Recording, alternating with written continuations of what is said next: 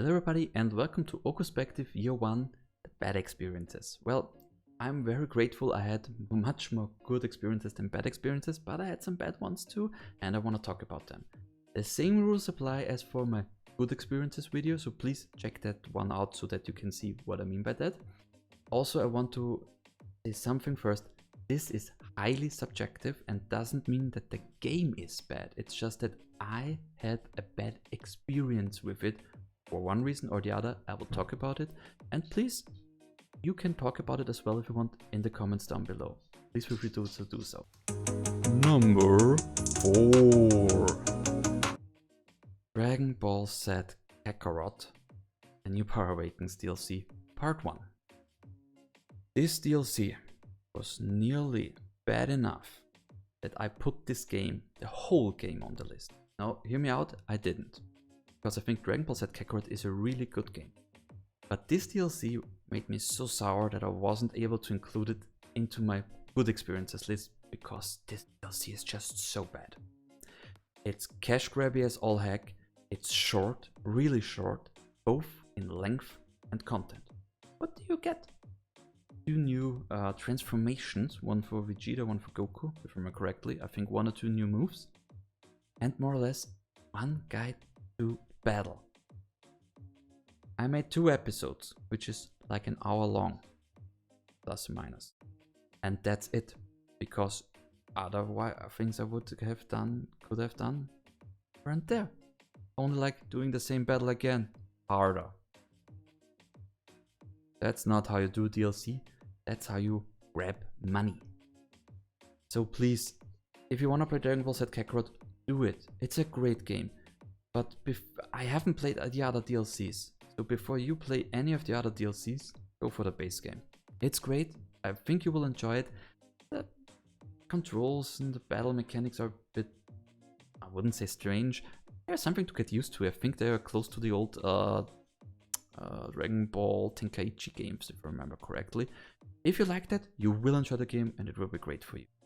But this DLC, it's just so bad, I had to put it in. Number 3.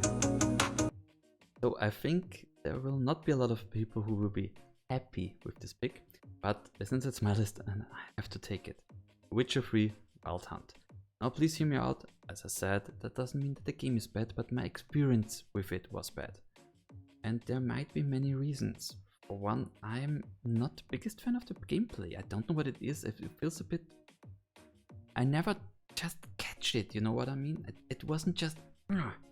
Also, the longer it went, the more it exhausted me. I got more and more exhausted playing it. Up until this day, I haven't played any of the DLCs. Because I really have to say, in all honesty, I was really happy at the end that it was over. And that's never a good sign. So I don't really enjoy it, and I'm afraid you can see that in the videos too. And that's really bad because I can see why it is such a beloved game by so many people. It is a good game. It really is. It's just that it's not for me. And I'm very sorry for that. I mostly cannot put my finger on why it is, but one example I do have. If there are dialogue options, A, B, and C, and I'm thinking like, oh, if Geralt says A, then it's like, oh, I like this thing. So that's I pick A. And then it's not like, oh, I like everything. It's like, I hate this thing. There's just this dissonance between what is their standing and what I think that means and what they imply afterwards, what Geralt then thinks and says. And that's something I just don't really like. That's maybe something totally on me, yes or no, but I'm just misunderstanding it. Absolutely.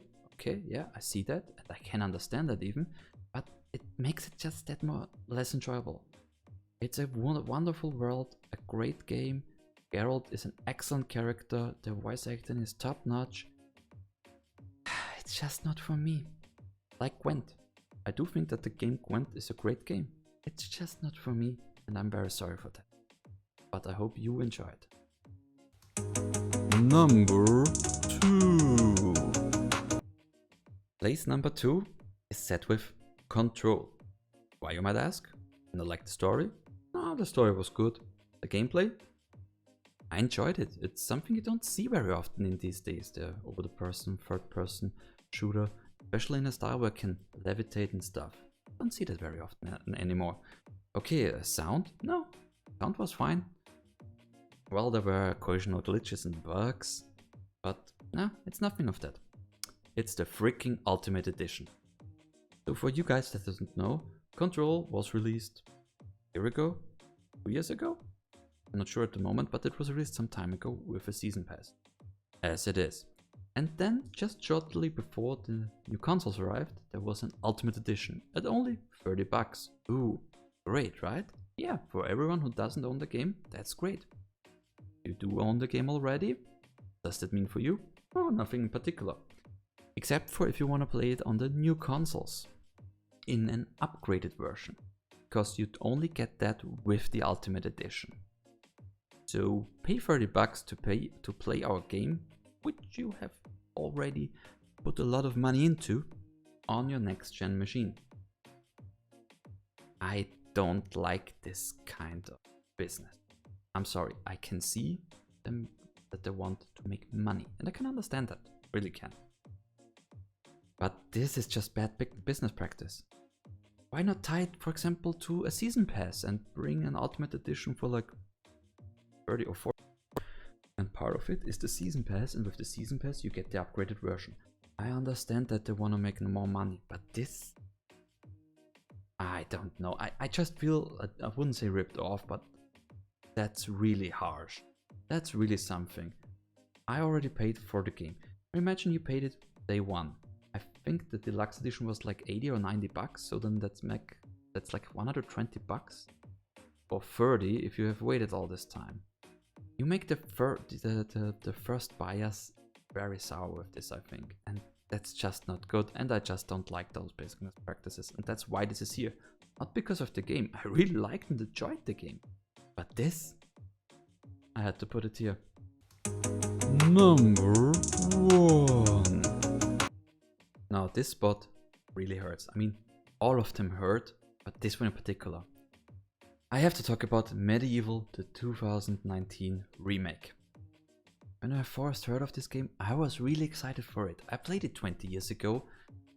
Don't think I owned it back then, but a friend of mine did, and I played it at his house and was allowed to borrow it from him and played it for a long time. It's a short game, a lot shorter than I remember it, but I really enjoyed it back then. And then there came the remake.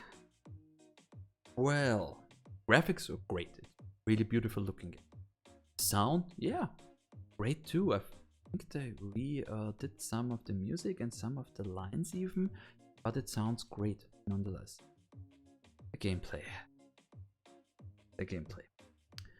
That's where the nostalgia fell off. They really did. I loved this game as a child, and this is one of the few occasions where I shouldn't have dived back into it. I didn't even platinum it because I was just exhausted at the end of playing it. I just didn't like it. So what? If you played it and loved it, good, great. It is a game of its era, so if you want to test it out, never forget that. It is a game of its era. It's a 20-year-old game, no matter how it looks, it is 20 old. So, and this wraps up the Oghuspective Year One. I hope you liked what you've seen.